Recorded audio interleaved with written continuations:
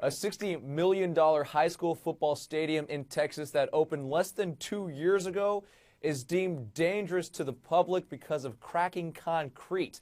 I'm Kerry Chow, joined by ESPNDallas.com's Jean-Jacques Taylor. Jean, why is the Allen High School football stadium deemed unsafe? Well, because somehow they got a $60 million stadium and they didn't fix it right. I mean, it's kind of absurd to me. But basically, they said there's cracks in it and it could lead to it collapsing, and especially in the concourse area. And there's even been some reports that they built too much seating in one area, so there's like too many bodies. Basically, you can put too many bodies in one spot. So if you look at the big picture, there's just real ton of structural questions, and it makes you wonder how the thing got built in the first place. Yeah, absolutely. At $60 million for a high school football stadium, that seems like a pretty large number. I mean, how could this happen? That's the $64,000 question, and that's what everybody's trying to figure out, because obviously the people in Allen, and Allen is a suburb about 30 miles north of downtown Dallas. They've got a great football program, and it hasn't always been like that. They're like a newcomer. Only in the last decade or so they've been a real football power.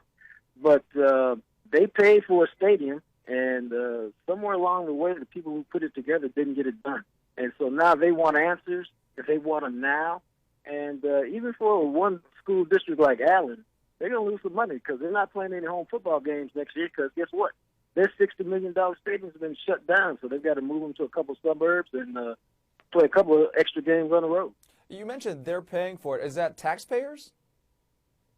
Well, they passed a $119 million bond to initially pay for the stadium, but now that it's the mistakes in the design have been found, now it's a blame game. It's about which one of the companies, the architecture firms that put the stadium together, are going to have to pay. At one point, a couple of the companies that put $1 million in escrow in a repair fund, but their insurance companies told them to take the money out, I believe, because it was looking too much like they were liable. So now it's all about the blame game. It's all about who can fix it without really showing blame.